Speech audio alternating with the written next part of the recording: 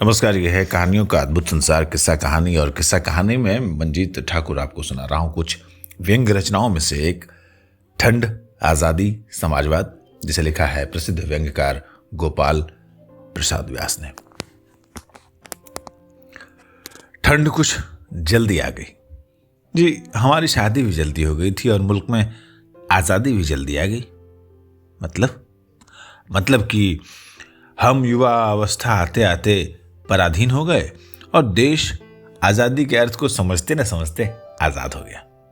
जी क्या जी, अब हमें और हमारे देश दोनों को कीमत चुकानी पड़ रही है।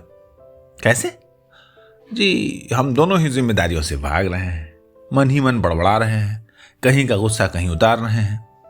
हम दोनों का ही परिवार बढ़ गया है, समस्याएं बढ़ गई हैं, सुलझने में नहीं आ रही, इसलिए खींच रहे हैं जी। अरे हम अपना गुस्सा पत्नी पर उतारते हैं, पत्नी बच्चों पर उतारती है और बच्चे जो सामने पड़ जाए उस पर उतारने लगते हैं। यानी समस्याओं का बोझ नहीं उतर रहा, गुस्सा उतर रहा है। जी हां, यही हालत हमारे देश की है। जैसे चाव चाव में हमने अपना ब्याह रचवा लिया था, वैसे ही हमारे नेता भी अपने सिर पर सेहरा बांधकर आजादी को घर ले आए।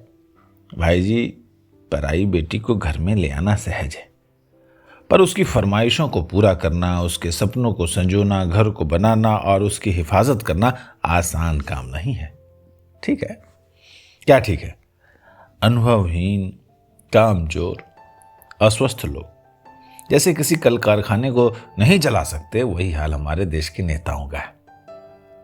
यूं समझ लो कि जैसे आजकल के नौसिखिए डॉक्टर रोगियों के स्वास्थ्य और जीवन से खेल खेल कर उपचार करना सीखते हैं, वही ट्रेनिंग आज हमारे सरकार चलाने वाले प्राप्त कर रहे हैं। ये दवा काम नहीं आती तो वो दो, दवा ने असर नहीं किया तो इंजेक्शन ठोको, इंजेक्शन बेकार गया तो हटाओ, ऑपरेशन ही कर डालो, मरीज बचे मरे इसकी चिंता नहीं है, चिंता एक्सपेरिमेंट करने की है। हूं क्या भाई? जैसे ठंड जल्दी आई या जैसे आजादी जल्दी आई, वैसे ही देश की राजनीति में समाजवाद भी कुछ जल्दी ही आ गया है। अरे कहना क्या चाहते हो?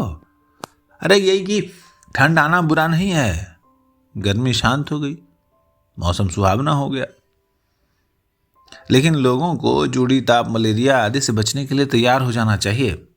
अगर इस ठंड ने आकर बीमारी फैला दी तो यही मौसम दुखदाई नहीं हो जाएगा? इसी तरह आजादी किसी राष्ट्र का जीवन है, पराधीनता शव है और स्वाधीनता शिव। लेकिन शिव को यदि हम गजेड़ी, भंगेड़ी और अब अशिव वेश मानकर ही पूजने और बरतने लगे और अपने आसपास सींग मारने वाले सांडों और विषदंश करने वाले सांपों को ही इकट्ठा कर लें तो क्या ठीक रहेगा? प्रोपेगंडा का डमरू बजाने और भीख से अपना खप्पर भरने से आजादी की पार्वती प्रसन्न नहीं होगी। स्वर्ग से उतरी हुई आजादी की गंगा को अगर हमारे रुद्र नेता अपनी ही जटाओं में रोक कर रखेंगे तो अमृत फलदायिनी पथित पावनी गंगा देश की धरती को पवित्र कैसे करेगी?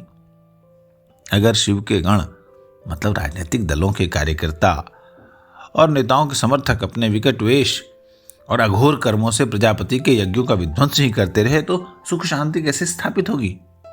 धन्य है प्रभु आप।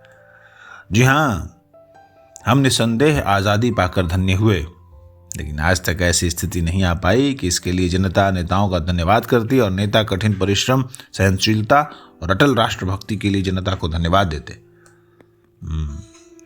यही बात समाजवाद के कथित आगमन के संबंध में भी है। हमारे यहाँ पूंजीवाद से पहले ही समाजवाद आ रहा है। श्रमिकों में कर्तव्य बोध की जागृति तो हुई नहीं, उन्हें समाजवाद का बोध कराया जा रहा है। कुछ लोगों का कहना है कि ये हड़ताली समाजवाद है और कुछ लोगों का कहना है कि ये इम्पाला समाजवाद है। ये एयर कंडीशनड बंगलों में बादशाहों की तरह रहने वालों और इम्पाला गाड़ियों में मचकते हुए सैर करने वाले आज समाजवाद के संचालक हैं। बताइए, जिन्होंने गरीबी देखी नहीं वे उसके दर्द को समझ पाएंगे? जिनकी भैंसों और कुत्तों का इलाज राजकीय स्तर पर होता है वे अमीरी मिटाएंगे?